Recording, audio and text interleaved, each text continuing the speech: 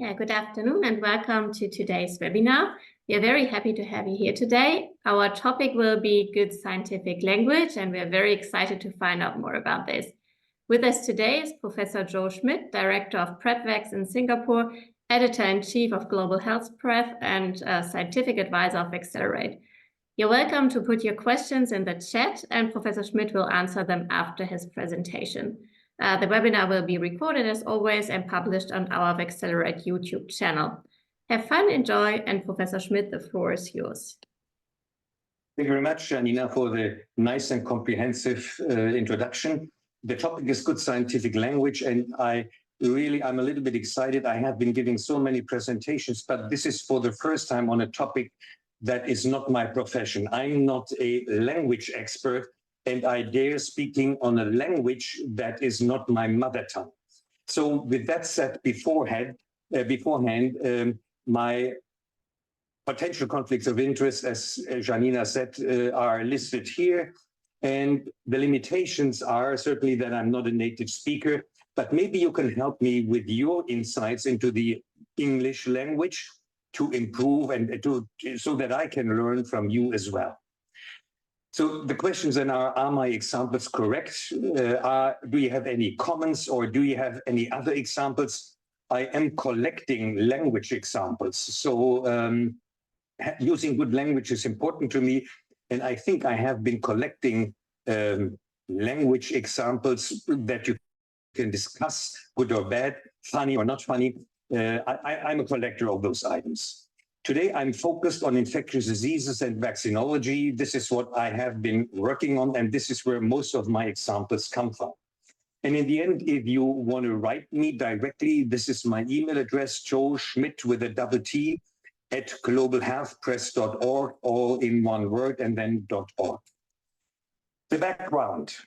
The background is that currently English is the global science language. That may change. Being based in Singapore with my profession, I think it may be China in the future.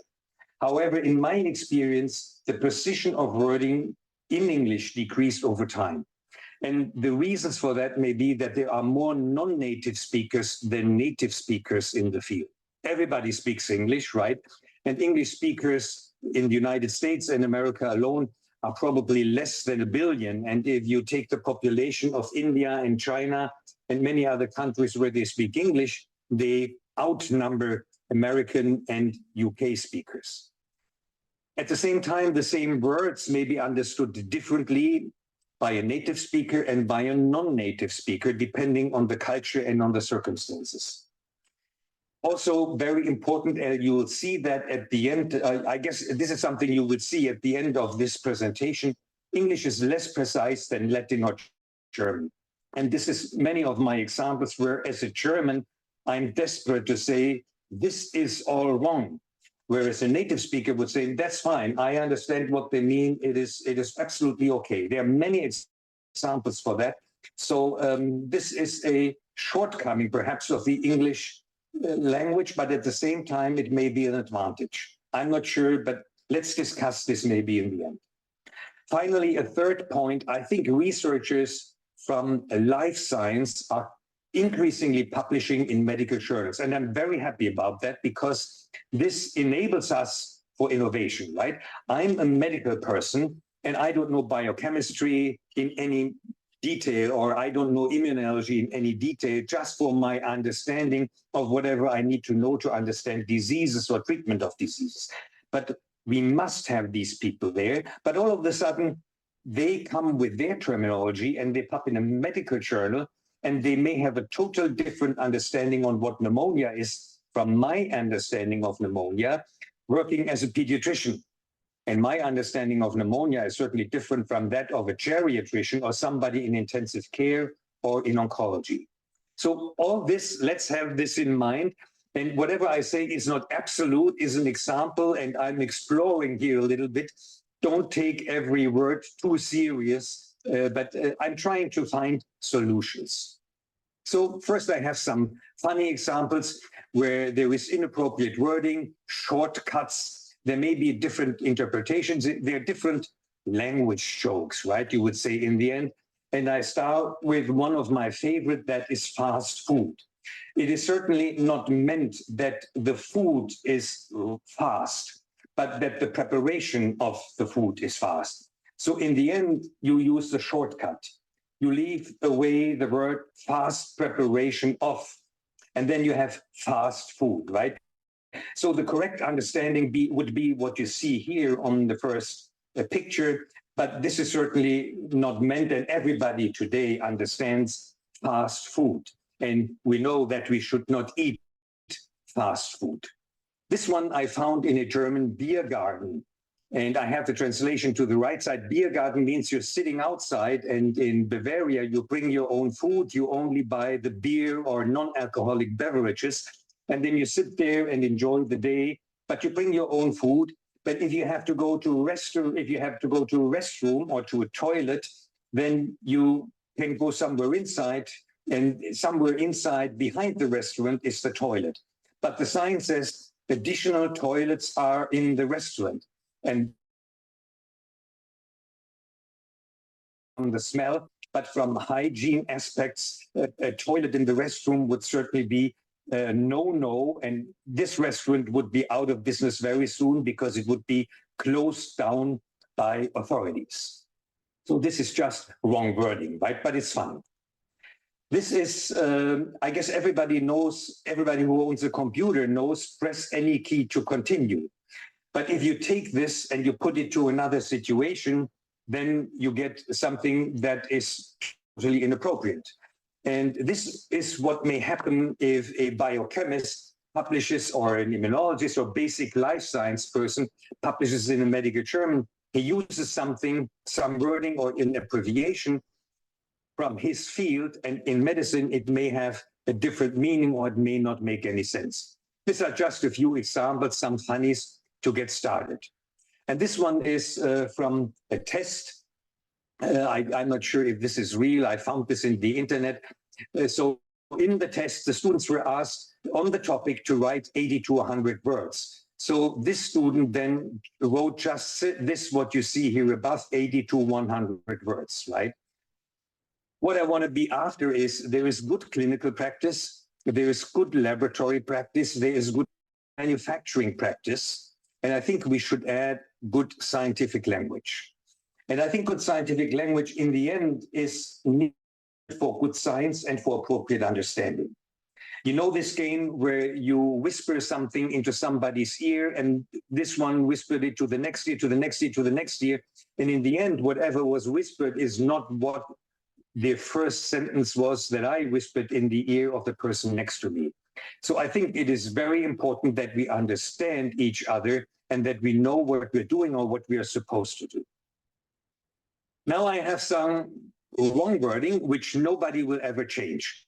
It is factually wrong, and it is used in English all the time, and nobody in the world will ever change it. I cannot offer a solution, although the whole wording is factually wrong.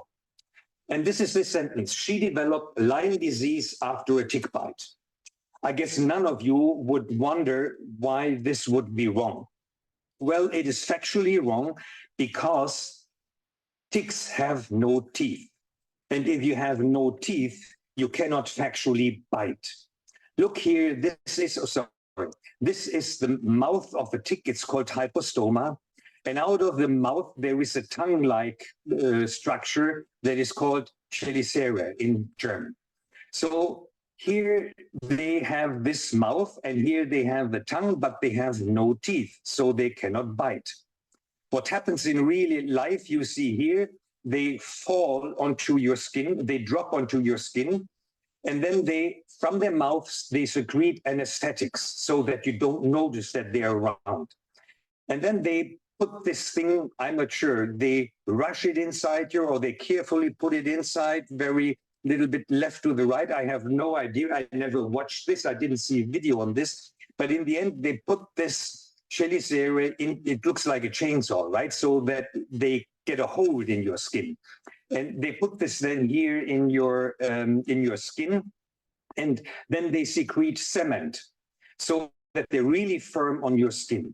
So how would you call this? I guess the next close word I can imagine to use for a tick bite that would be appropriate would be kiss, right? They put your mouth on your skin, so it would be sort of a kiss. Nobody ever would think of calling a tick kiss, right? It is totally inappropriate. And we will not change it, right? Tick bite is in all the newspapers, all the media, whatever. But again, it is factually wrong, and nobody will ever be able to change this. The second word I have is attack rate. So as a German-raised person, it is for me, hundreds of years ago, you had the big castle and the many soldiers lining up, and then attack rate would be how often they run onto the castle to conquer the castle over time, like 10 attacks a day. That would be the attack rate. But in infectious diseases, attack rate is the relative number, the percentage of successful attacks. So if you attack 10 castles 100 times, then you are successful 30% of the time. So in the end, the attack rate is the rate of successful attacks, but not the number of attacks. And I guess this is maybe very linguistically or very German thinking here, but in the end, it is different from what the word says and from the impression I have as a non-native speaker.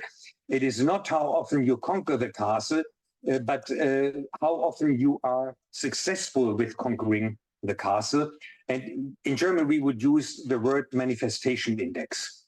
I'm not sure if this exists in English, but that would be the more appropriate way. In the end, nobody will ever not use attack rate. Continue to use attack rate, but maybe you have in mind, it is a little bit funny, right? It is the number of successful or the percentage of successful attacks. Here I have some causes of pneumonia. There are roughly 360 species of microbes that cause disease. And I would assume that 10, 20, 30% of them may in the end, on a rare occasion or quite often, cause pneumonia. So probably there are at least dozens of organisms that may cause, or species, microbial species, that may cause pneumonia. Not one, right? There is not one pneumonia, pneumococcal pneumonia, mycoplasma. There are many causes of pneumonia. Now, what you read all the time, the goal of the study was to evaluate the efficacy of the vaccine candidate in reducing the incidence of all-cause pneumonia. All-cause pneumonia means pneumonia of any cause. And that is some dozens of organisms, and that doesn't exist. So the efficacy of this vaccine can be predicted to be zero if the study protocol is followed, right? You cannot prevent all-cause pneumonia. You can produce any cause pneumonia or whatever. So the problem is all and any in English seems to be the same.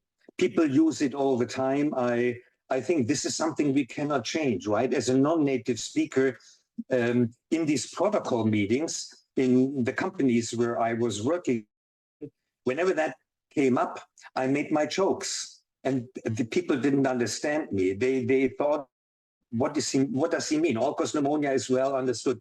It may be understood, but all-cause pneumonia doesn't exist. It should be any cause pneumonia. And you have that all and any in other examples as well. Additional clinical data had been derived from review of case histories or medical records of patients admitted to all hospitals. You cannot admit patients to all hospitals in New York, right? So this is simply not hospital. This is not possible. It should be any, in my understanding of English language or German language. There is one other word I highlighted here, which is sex. In the Me Too era, and with being very cautious with anything that has to do with sexual activity, I avoid this word and I use gender. I don't want to go into this. This is a whole chapter, and you can discuss this again and again. I prefer the word gender whenever I write whenever I write a protocol. And again, you see here subjects of all ages were included. That is a little bit more appropriate. I still would write of any age, to be more precise. It means irrespective of your age, you were included and categorized into one of the four groups. And again, all ages, I'm not sure if this is precise enough, probably for the protocol, it was okay. Now, there is something that non-medical people usually do not know of what they did not learn. A disease has one cause or several causes. It has a pathogenesis. How does the cause result then in a disease? And the disease has one phenotype or several phenotypes. So let's say Haemophilus influenza is the cause. The pathogenesis is you have a viral infection of your upper respiratory tract, the eustachian tube is clogged, and Haemophilus influenza is sucked into your middle ear because of the negative pressure after there is no air exchange anymore. And then you have otitis media. And in the first year of life, children stop eating, they stop drinking their milk. Once they're 6 years old, they hold their ear. So there are different phenotypes of, signs and symptoms of the disease. This is a disease. Now, a syndrome is a disease in a classical way where you don't know the pathogenesis. You know the cause, you know the phenotype, but you don't know the pathogenesis. The classical example, Down syndrome. It is a trisomy 21. You have the chromosome 21 exists 3 times instead of twice only. And that causes the phenotypes that we well know. More mild, more severe. That is the phenotypes with all the different signs and findings. So a syndrome in the classical sense is a disease. And we don't know the pathogenesis. Now, what you find very often today, multisystem inflammatory syndrome. It is a disease, right? And I think we even know the pathogenesis. You have a cause, like here it is COVID, and then there is inflammation. We don't know all causes, but in the end, the inflammation causes all types of inflammatory symptoms, from rash in the skin to liver enzyme elevation to, I don't know, but high fever, certainly, many, many things. So we know the cause. We may know the cause, maybe we don't know all, maybe we don't know the genetics background or whatever, maybe we don't know all causes. We roughly know the pathogenesis and we definitely know the phenotypes. So why do they call it syndrome? It's a disease, multisystem inflammatory disease. Basically, we know it all. We don't know how to treat it, right? So this is something I'm wondering. And in the end, the point I want to make is syndrome today is frequently used for a set of various signs and symptoms. So this is a total different thing. If you have a disease, you know what to do. If you have some symptoms, you don't have a disease, and then you cannot treat it. I don't know how to treat long COVID. Long COVID is a set of phenotypes. We think it is COVID, but it may well be that some of the patients with long COVID is not the origin. COVID is not the pathogen. COVID is not the etiology. So the only thing we have for long COVID is a set of symptoms, and we don't know how the whole thing comes into being. We don't understand it. We don't know the pathogenesis. The cause may have to do with COVID, but there must be something else. And look, I would not call this a syndrome. I would call this symptoms, right? A collection of symptoms. The important thing to remember, and forget my precise German, the important thing is syndrome in the way it is used today is not a disease, and there is no treatment if you don't know the cause and the pathogenesis. You can treat the symptoms, right? Which is symptomatic treatment, which is not causal, which probably helps for some time, and then it's over. I think it is very important to understand the classical way for a pediatrician of a syndrome is where you know the cause, you do not know the pathogenesis, you know the phenotypes, you know what to do. And the way geriatricians or internal medicine people use the word today, it is not a disease, but it is a set of symptoms only. This is different from what it used to be. And I have another example here, which is simply awful. It is called sick building syndrome. And this is simply awful because a building cannot be sick. All of a sudden, the cause of a disease becomes the disease. And look, a building cannot be sick, right? It can be wrongly constructed. It can miss air conditioning. There may be wrong materials used, and there are toxic substances in the air if you use wrong materials in the building. And then you get sick from the toxic fumes, as an example. But the building is not sick, and sick building syndrome is totally off anything. And I think what we have to come back to is, what are we treating? What are we doing? And look, if you say the sick building syndrome as a diagnosis, then all is said, right? There's nothing you can do. But we treat diseases, right? We want to know, what do I need to do to treat the patient, to help the patient? And that is, in the end, the sick building is the cause we have to identify. And this is not one cause, but many causes. It may be lack of air conditioning, too much heat, too little heat, right? Or in low air conditioning. It may be many different causes there. And then we know what happens if we know the cause, and then we know why we suffer. And then we can do something against it. So this is just another stupid way to use the word syndrome. And I think the important thing is, we have to think about diseases, and we have to rethink disease entities if we want to help patients. One of my favorites is the use of adjectives in the English language. When I first joined industry, the first colleague was Schmitt. He was a lawyer, and he introduced himself by saying, "My name is James, and I'm working in a legal department." And I thought, gee, I'm a medical, and I'm working in the medical department. Is my department illegal? So here what happens is the word law becomes to legal, and it's the legal department, but then every other department is illegal, right? This is done, people say that all the time, right?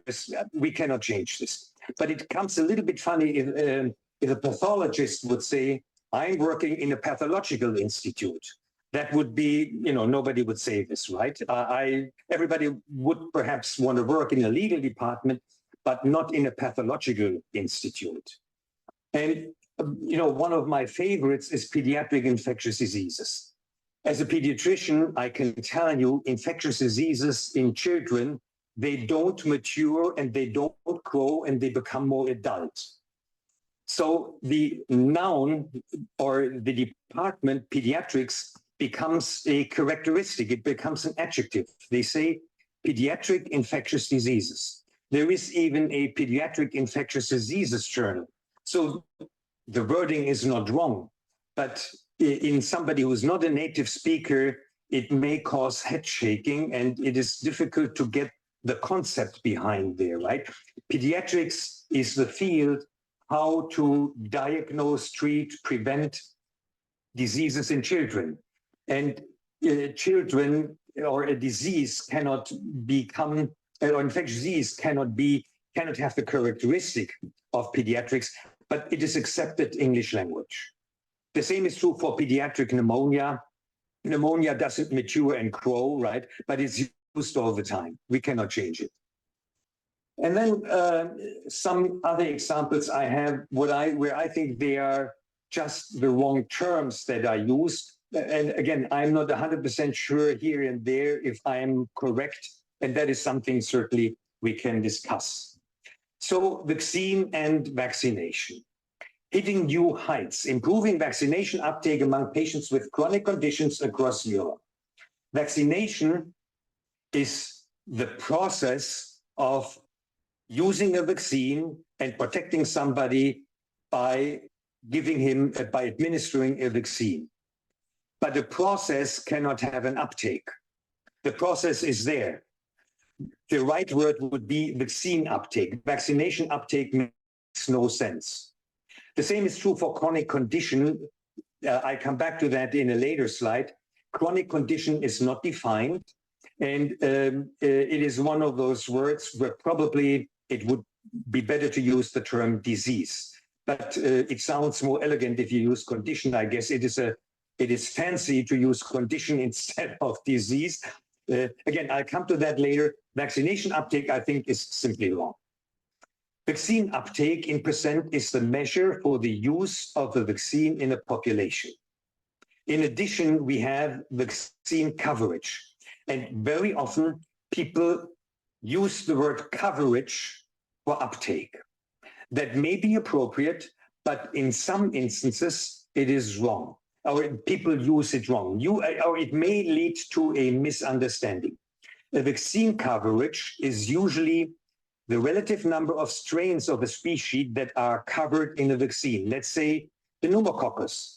Pneumococcal vaccines have 7, 10, 13, 15, 20, or 23% of the more than 100 pneumococcal capsular types. So the vaccine coverage of Prevnar 7 is 7, of Synflorix is 10, of Prevnar 13 it would be 13, and so on. Pneumovax would be 23 then in the end, right? So this is coverage. And again, people use it instead of uptake all the time, but that may lead to misunderstandings and has led to misunderstandings in the past. People speaking about vaccine coverage and they meant uptake. Number of antigens in the vaccine compared to all known serotypes, that's the definition of coverage. Now back to condition versus disease versus health status. Participants' data, which is funny wording again, without an apostrophe, right? Participants, it should be genitive, I believe. But anyway, participants' data will be collected on serious adverse events and newly diagnosed chronic medical conditions reported during the study. Now, first of all, newly diagnosed cannot be a chronic medical condition, right? So if I start to have Crohn's disease today, it is not chronic, it is new, right? It is a chronic disease to begin with. But for me, it is a newly diagnosed disease, which probably will chronically or in the future bother me probably for the rest of my life. So newly diagnosed chronic medical condition is sort of funny, but let this alone. The term condition is really not defined. What is a condition? I thought about that for a long time and I came up with, you don't want, what is a smoker? A smoker may be a medical condition, but look, I would call it a risk factor. It is not a medical condition. It is a risk factor for diseases. I thought of pregnancy. Pregnancy is no condition. It is a normal health status, right? It is just another physiological status of a female body that is going to grow a baby over time, within 9 months. But it is not a medical condition, right? It's nothing wrong with being pregnant. So I don't know really what to make with the term medical condition. In the end, disease is defined by WHO and condition is not defined. And in the end, strictly speaking, for disease, we know there is a cause, there's a pathogenesis, and we know the phenotypes. That's what I said before. But condition, what is a condition? I really don't know. And I fought this in study protocol developments, but I was never successful. People like this, but still, I think it is stupid. And nobody could tell me what a medical condition, how that is defined, and why you need the term condition versus disease. Additional data will be collected for all infant participants. And this is, again, remember, legal department, pediatric infectious diseases, and noun becomes an adjective, becomes a characteristic. Look, participants usually don't grow during the study. Studies are short-lived, right? There are a couple of weeks or maybe months. So infant participants, the noun becomes the characteristics. We don't do this in German. It would sound very funny if you do this, but it is accepted in English. I have to admit this. People use this all the time. It seems to be correct. Try to avoid it anyway. Be precise and say participants under 1 year of age. That is what is meant, right? I hate these shortcuts. Not everybody may know what an infant is, but by definition, under 12 months, or a neonate under 4 weeks, or a school child, or a toddler, or whatever. But I try to avoid these terms that are not well defined. I have another nice example. Cases are determined by the adjudication committee as follows: positive RSV testing per protocol and a respiratory tract illness visit. So here the illness comes to see the doctor and not the patient, right? The patient no longer plays a role. It is the illness that is in the center of the medical thinking here, which is totally funny. I think this is very funny wording. There is nothing like a respiratory tract illness visit because illnesses cannot visit you. It's a patient who comes, right? And that is a respectful way to think of our patients by calling them patients or human beings. A respiratory tract illness visit. I think this is funny. An illness making a visit, that is really, I have to laugh when I read this. Compliance and completion, that is very often mixed up, and very often only one of the two terms is used, but only one thing is meant. So compliance means the percent of subjects adhering to the vaccination schedule. So that means they get their shots 2 or 3 in the timing that is according to protocol or according to license. So you receive your shots for a basic vaccine course at 3 months, at 4 months, and at 11 months. That is good compliance, and the percentage of subjects adhering to this protocol would be the percentage of patients who are compliant or the compliance rate. Completion, in contrast, means the percent of subjects receiving all doses that are recommended or licensed, the full number in a period of time. You can do this with a Kaplan-Meier plot, and then you can see both. If you see vaccine uptake over time for 3 doses, then you see the Kaplan-Meier plot increasing, and then there is an assimilation to the y-axis, parallel to the y-axis, and then you know both the completion and the compliance. But in the end, very often, if you don't see the Kaplan-Meier plot, people use one or the other term, and they don't always mean what they think they are saying. Watch for it. You will find that occasionally. Case fatality versus mortality. Adolescents and young adults are the main carriers of meningococcal bacteria. Correct. In addition, they are the group most impacted by invasive meningococcal disease incidence. That is right. They have the highest incidence among all age groups, and mortality after infants and toddlers. So mortality, the denominator is the whole population. And case fatality rate, the denominator is all cases. This is increasing in publications that people write mortality, which is wrong. We are just editing the 7th edition of the TBE book, and we are asking authors from more than 30 countries to write about TBE in their country. And I received all these manuscripts. We have like 36, 40, 50 chapters. And I guess in every second chapter, I had to correct mortality. Everybody writes tick-borne encephalitis has a high mortality. No, the case fatality is 2% to 20%. But the mortality is low, right? The highest mortality in Germany are probably cardiovascular disease with stroke and myocardial infarction. Then there is cancer. You know them, right? That is high mortality. But TBE has a very low mortality, and invasive meningococcal disease overall has a very low mortality. But people try to sell the vaccine by saying it has a high mortality, which is simply wrong wording. And it may be understood wrong by people who are not in the vaccines business. Here I have a list of tick-borne diseases and the cause of tick-borne diseases. So the tick that I showed you in the beginning, they may carry rickettsia, and then you get rickettsiosis transmitted by ticks. They may they may carry spirochetes and cause tick-borne relapsing fever, West Nile.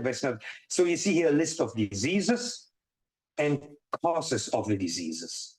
What you find very often in publications is you have a list, and there they mix up. They write in the headline, it's disease. And yes, diphtheria, tetanus, pertussis are diseases, but Haemophilus influenzae type B is an organism. And by the way, the B should be non-capitalized. Haemophilus influenza has non-typable strains, and then there are the capsulized A through F, 6 capsular types, but they are all written with a small b. But even in fancy journals, you read Haemophilus influenza type B with a capital B. For Neisseria meningitidis, you capitalize the letters. For Haemophilus, don't ask me why, it's history, and I don't know why. It is not capitalized. And again, disease versus pathogen. Never forget again, if you write a table, make it consistent.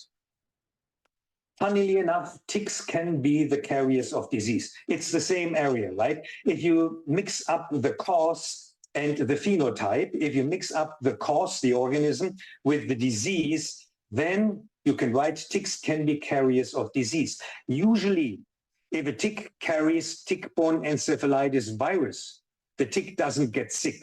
They are usually quite healthy, and they bite you anyway, despite carrying the organisms, right? It would be good if they would die from the bacteria, fungi, or viruses that they carry, but they don't die from it. They go on living, and they infect you, happily enough, right? So ticks may carry pathogens, and I have to get rid of this. They usually do not get sick, even if they carry human pathogens. Well, one other item that I found very funny in the past, and this is an ongoing story, only in politics, immunity is sometimes equal to protection. A politician who has political immunity cannot be prosecuted, but in real life, even if you have antibodies against the disease, you may come down with the disease. It may have to do with the fact that the antibodies don't protect. You may have non-functional antibodies, and actually 90% of the antibodies that you have against an organism don't kill the organism, but they're regulatory antibodies or do have any other function. But only a very small percentage really kills the microbe. And by the way, even in the absence of antibodies, T cell may protect you. So immunity is the basis for vaccine protection, but it's not equal to protection. I have been vaccinated against diphtheria, tetanus, and pertussis many, many times. I have great antibodies against tetanus. If somebody out there, if Janina would inject me tetanus antibody, tetanus toxin, I would survive. But if Janina Leckler would really be mad at me and inject me high amounts of tetanus toxin, I would die because immunity would be overrun. So immunity is never, ever equal to protection. It is a marker for protection, a correlate for protection, but it's never equal to, and even in the absence of antibodies to an organism, you may be protected because of memory cells and other functions like T cells.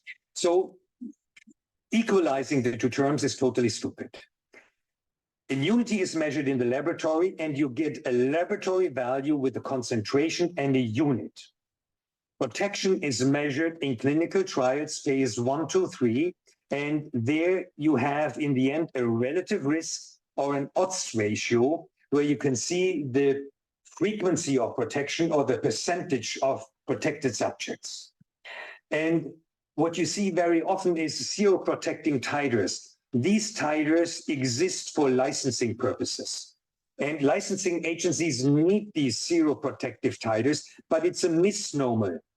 These titers don't mean you're protected. Again, even if I have 10 international ml of tetanus antibodies by ELISA in my blood, and you use a high amount of toxin, I still would die. Or if you paralyze my complement or whatever, I may still die despite immunity. These are licensing titers. If you want to come up with a new DTP vaccine, then if you meet these seroprotective titers, then if you can show that in the clinical trial, you don't need to do an efficacy trial, but equal immunity is resulting in equal protection, and you would get a license. That's the purpose of these protective values. But in real life, you may be protected even in the absence of antibodies, or you may not be protected even if you have antibodies. And one example is, if any one of you younger people wants to go to the United States, you need to have a varicella titer. You did have varicella, but you don't find a titer. Trust me, if you had varicella, you are protected and you won't get it again. Instead of using an ELISA, do a functional test and you probably will find varicella antibodies, just as a remark. And there are many, many factors that induce protection, why immunity is not equal to protection. I listed them here. You can read them later. Again, the one example that I brought before is infectious pressure. I have a high amount of antibodies, a high level of immunity against diphtheria, tetanus, pertussis. But if you use a high infectious pressure, a large amount of pathogens, a large amount of toxin, I still would come down with the disease. Again, there are different other reasons why immunity is not equal to protection. Having said this, herd immunity and herd protection are now understood. Again, the first wrong wording here is vaccination coverage. They mean certainly vaccine uptake and not vaccination coverage, right? For SARS-CoV-2, the coverage may be if you have a multivalent vaccine covering the different variants, right? That may be misunderstood. But anyway, let alone the first word, herd immunity. Immunity is measured in the laboratory, but that's not what they talk about. They mean herd protection. There is only one vaccine that I know of that is licensed today that gives you herd immunity. Herd immunity means you give the live vaccine or a polio vaccine. The vaccine is given to an infant. Parents take care of their infant. They change the diaper. The vaccine polio virus strain is in the diaper with the stool. They infect themselves when changing the diaper. And the vaccine strain transmitted by the feces of the infant is now in the body of the parent, and it is shed by the parent and can be used or will be used to infect others. So that is herd immunity, because there will be a measurable immune response in those in contact with these OPV vaccinated children. So herd immunity is simply wrong. It must be herd protection, because immunity would be measured in the laboratory. And what they are talking about here is, in fact, herd protection. So let me see. Herd protection is achieved by a high vaccine uptake if the basic reproductive rate is under 1. And that is what I show you here. Let's say polio, and this is the wrong example, but the numbers are wrong only. So let's say one person with polio sheds the organism and on average would infect 4 other people. Then the basic reproductive rate of polio would be 4. If you vaccinate 50% of the population, then the reproductive rate goes down on average to 2, because 2 people are protected by vaccination. So one person can only, on average, infect 2 others. If you achieve vaccination of 75%, then the basic reproductive rate goes down to 1, and this is what we call an endemic. 1 patient or 1 transmitter, 1 who comes down with the disease. And only if you go above 75% vaccine uptake, then the organism will disappear. And that is something that you can easily calculate. And this is called herd protection. And it has nothing to do with herd immunity, because herd immunity would be measured in the laboratory and doesn't exist for any COVID vaccine that is licensed in the Western world. And here I have some examples for your information from a great paper from Roy Anderson and colleagues, a wonderful, not a paper, but a whole book. It's a great book worth reading, although it's decades old.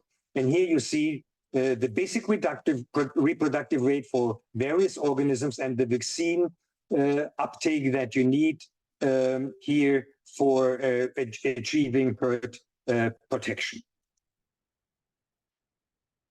The German media did it all wrong during the COVID pandemic, and that was a result of vaccine and that resulted in vaccine hesitancy. The German media were unbelievably pure with their wording and not understanding science.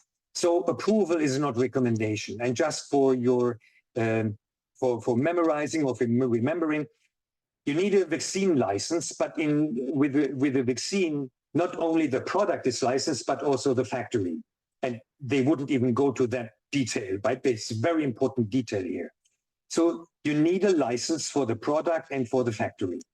The second is you need a recommendation that is done by a NITEC. In Germany, it's the STIKO, JCVI in the UK, ACIP in the United States. You need a recommendation by an independent scientific body after the license. This is different from penicillin or any other drug. Then somebody needs to pay for it. Often it comes with a recommendation, reimbursement and recommendation go along, but not regularly and not in all countries. In Austria, there is a disconnect. Scientific recommendations can add on that. So the NITEC may say it's too expensive or it has no public health impact. We don't recommend RSV vaccination at this point for older or for adults above 60 as of or above 65 years. But scientific bodies may still say it is worth doing. That is a scientific recommendation. This is just some examples how people mix up approval. They use it for anything, right? This is now, in the end, the last 2 minutes, the vaccine for small children. Look, the size of the child doesn't matter. It is the age that matters, right?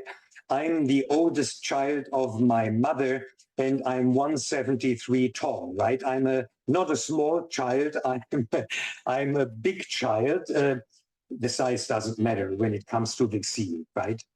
Then Staph aureus, how awful. It would be S. aureus, right? You find this in many, many company documents, particularly. I have been fighting that all the time. Communicable conditions. Now the disease is gone, right? The condition, I don't know. Smoking cannot be transmitted, right? What is condition? I have no idea. Something I always watch for, diphtheria, is written with PHTH. And very often people who never attended a medical lecture, they probably very often are inclined to leave out the T after the H after the T. Healthy urine's one of my favorites. Have you ever produced a healthy urine? I wouldn't worry about the health status of my urine, right? I would worry if the composition of the urine is wrong, but I wouldn't worry about the health status of my urine, right? Oh, this is one of my favorites, a robust immune response. Having worked in industry, if you didn't meet the statistical criteria for inferiority or superiority of your vaccine candidate, you write you had a robust immune response.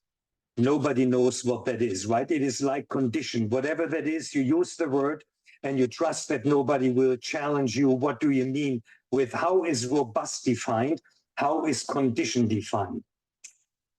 Disease syndrome is also very nice. If a syndrome is a disease, why then use this pleonasm, right? Why not write syndrome if it is a syndrome? Why write a disease syndrome? It is, I guess it just shows that the person doesn't know what he or she is talking about. And again, we have all-cause pneumonia. We spoke about that. And one other item I like very much, coming from the erotic field, you probably understand who is my baby, right? Who is your baby? They have this in love songs all the time. But in a scientific journal, writing about babies would probably be not appropriate, right? I think the word baby may have a little bit of a more emotional connotation than the word infant or toddler. But I wouldn't want to develop a vaccine for babies. I think it's inappropriate. And then again, the pleonasm, influenza is a disease, right? So why write influenza disease if influenza is a disease? And I think this is all the examples I had for you today. The question is, does it all matter? And some of the items I showed you, they do matter when it comes to definitions and for understanding. Some of my examples, maybe it doesn't matter, right? As rice sack fell over in China, the situation is unclear. It doesn't matter, and it will never make it to the news. The goal with good scientific language is try to be correctly understood.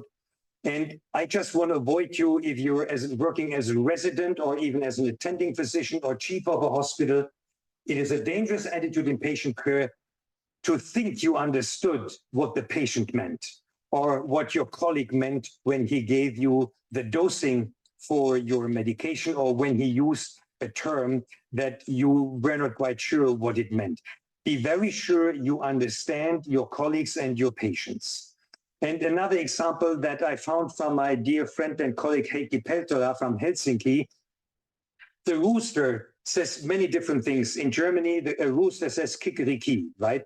But look here in Iceland, they say gugulugu. I guess there are not too many roosters. They never say gugulugu. Koko koko here in the United Arab Emirates. Kakatua in Malaysia. Here, Chile, the Spanish language, right? Kikeriki is quite okay for German, right? But koko is something stupid in China. In the end, even if we say different things, we may mean one thing. And we just should make sure we are understood from the speaking point as well. And one other item that is here really when it comes to understanding is whom do you talk to? If you tell a painter, a famous painter, if you ask Dali, please paint this fence, and he may come up with a very nice piece of art. But this is not what you had in mind when you charged him, right? So always keep in mind whom you talk to, if the words you use are understood and appropriate for the person. And this is my last one.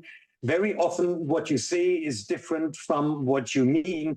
This is certainly not Bach, but Beethoven, right? Ba, ba, ba, ba. It's Beethoven and not Bach. So having said this, I think we have like a few minutes left for questions, and I hope for discussions and more good examples. Back to you, Janina. Thank you so much, Joe. I think we all enjoyed your talk very much, and I found it very interesting. As we don't have any questions in the chat until now, I have a question. I think it will help a lot just to have the awareness that what you write might not be what you mean. But do you have any other suggestions for us how we can improve our language? Yeah, my only thing is, I guess I was educated in, my father was a teacher, right? And I always saw him, how he corrected other people. And I guess it's part of my education, right? Of my learning in early childhood. Look at what other people are doing. And then I just try to always, do I understand this? Or the question is, maybe is there another interpretation? You should not overdo it, right?